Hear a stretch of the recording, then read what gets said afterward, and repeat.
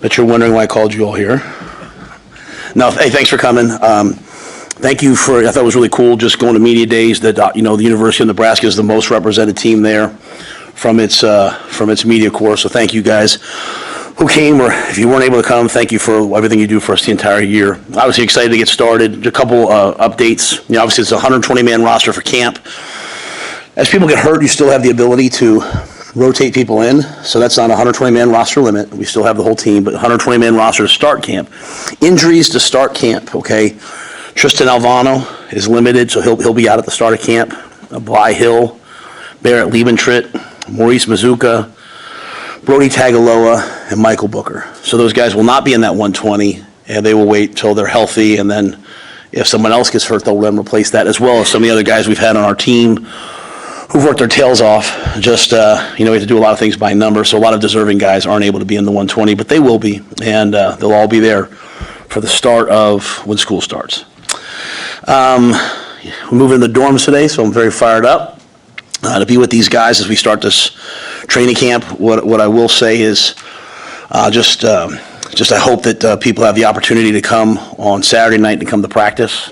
I certainly understand that being charged to come to a practice, spending $25 is different, and it's new. I think the one thing we've tried to do is not charge for anything that used to be free, right? We're not charging for fan days. We're not doing that. And I think if you look at our track record between camps and clinics and all these things, we've tried to be as available, and we'll continue to do that.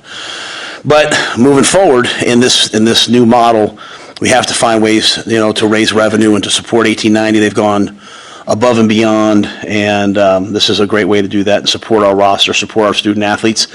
And just so everybody knows, every player's parent, Julie is planning on coming. My wife Julie's coming Saturday night. She's paying $25. It's a fundraiser. And so if you can't come, we certainly understand. It will be a good practice. I want people to see the way that we practice, and at the end we'll have some fun. We'll make it a fun, interactive, well, maybe not interactive, but a fun deal. So with that, I'll answer your guys' questions. Alano, what is that?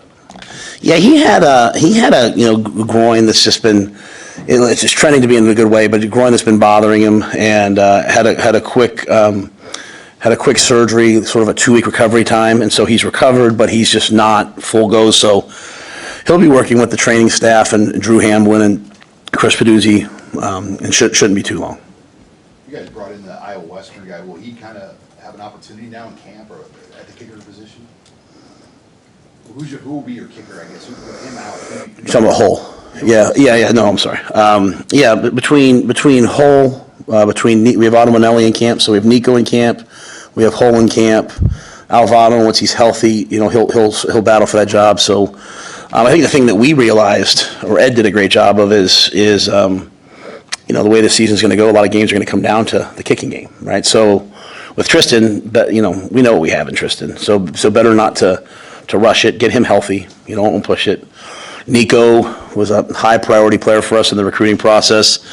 And then Holes, obviously, we had a chance to coach his older brother, Jacob, who's a fantastic young man, and John has a ton of talent, big leg.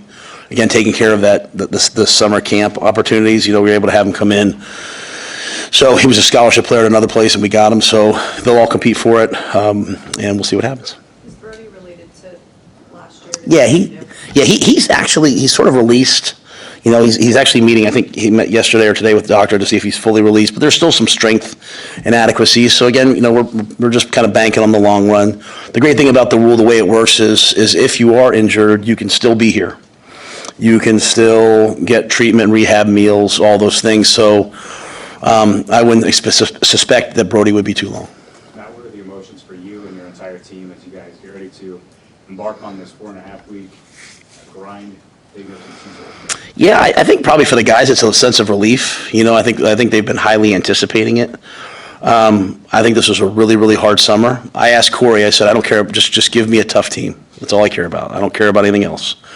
And to the point that when I'm in the office and they're working out, I went out one time. I wanted, I never went out to watch them. I wanted them to have this time with themselves.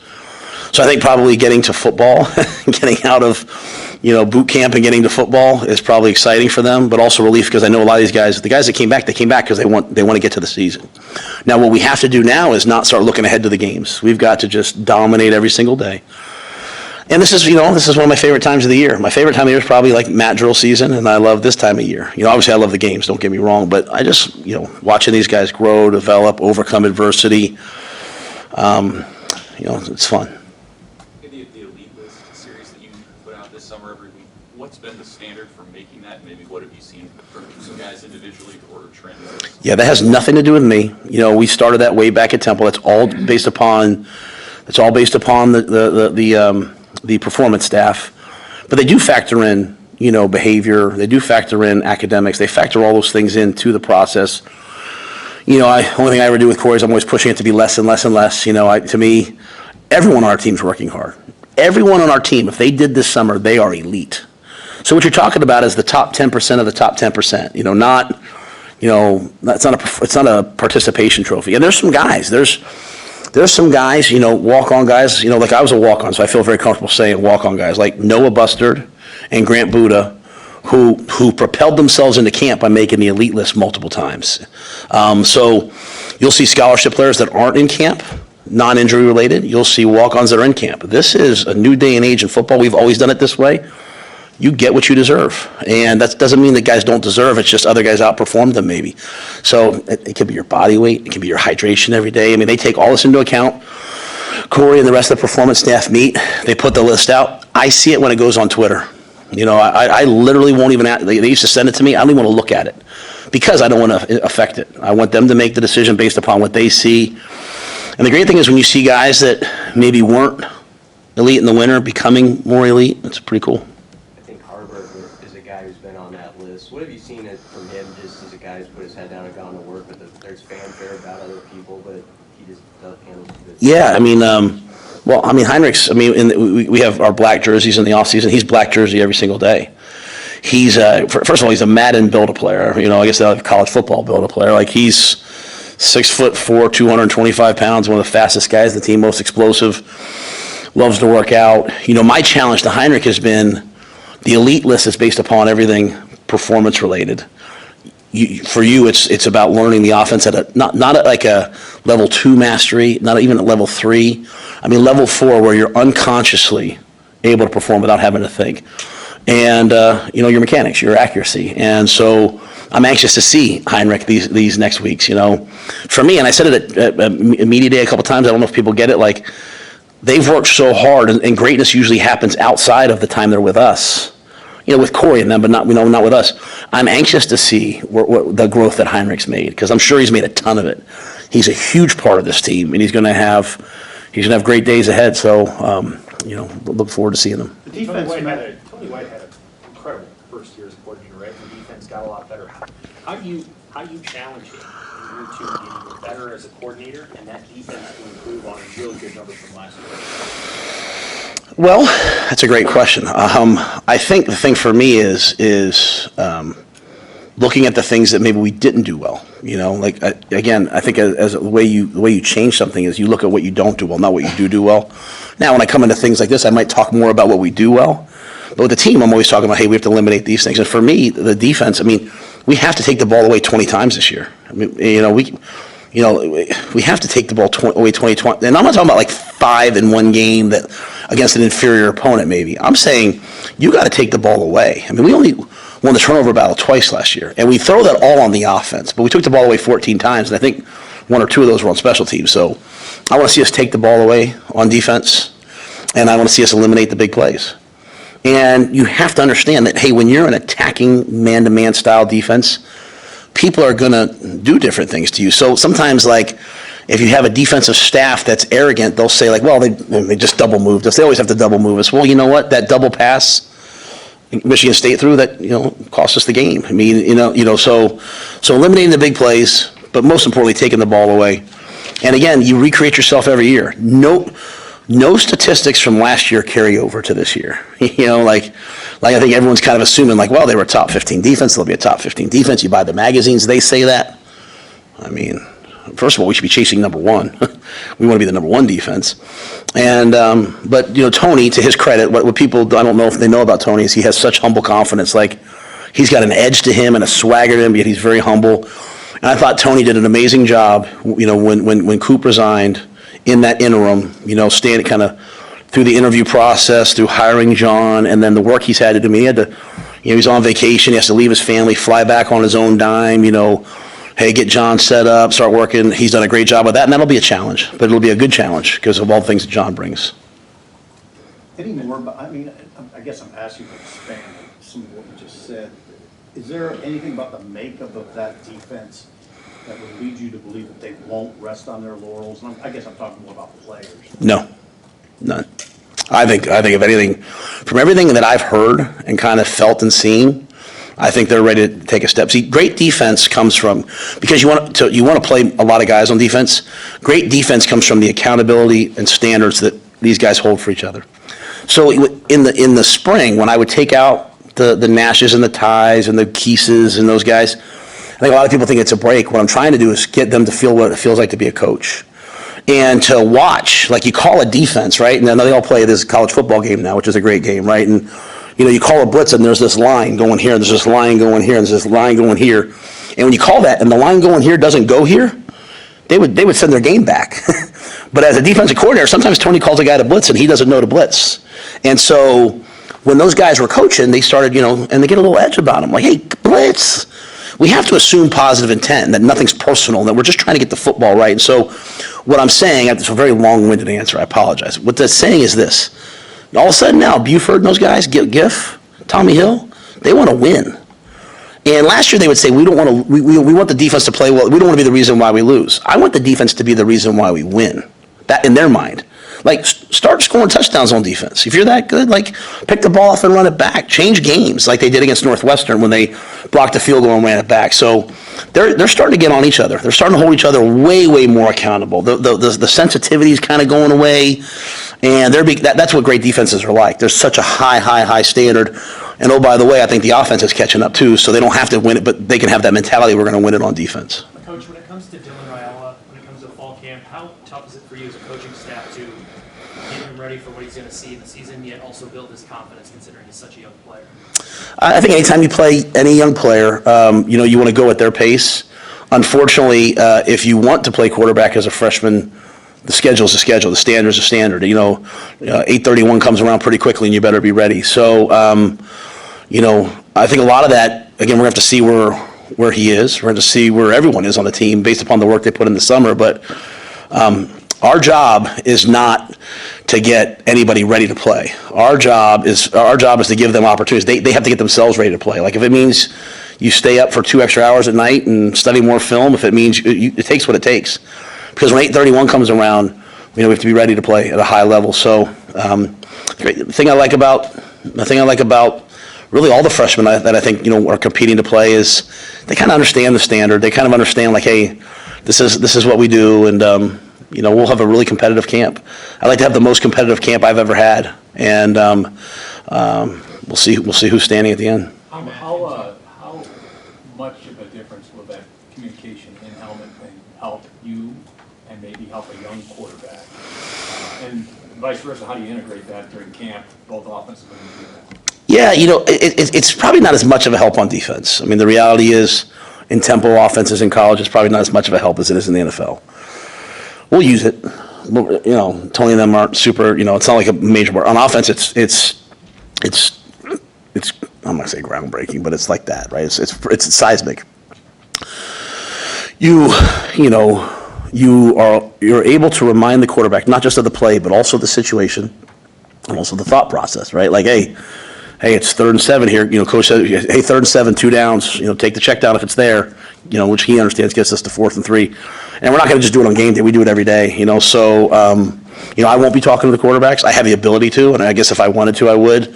But we'll do it just like we did it in the NFL. Sat will talk to the quarterbacks. In practice, Glenn, Sat, and Garrett will all have them so they can work on it with all 3 teams. It's got to be enough information, but it can't be too much information. Mitch, I'm sorry.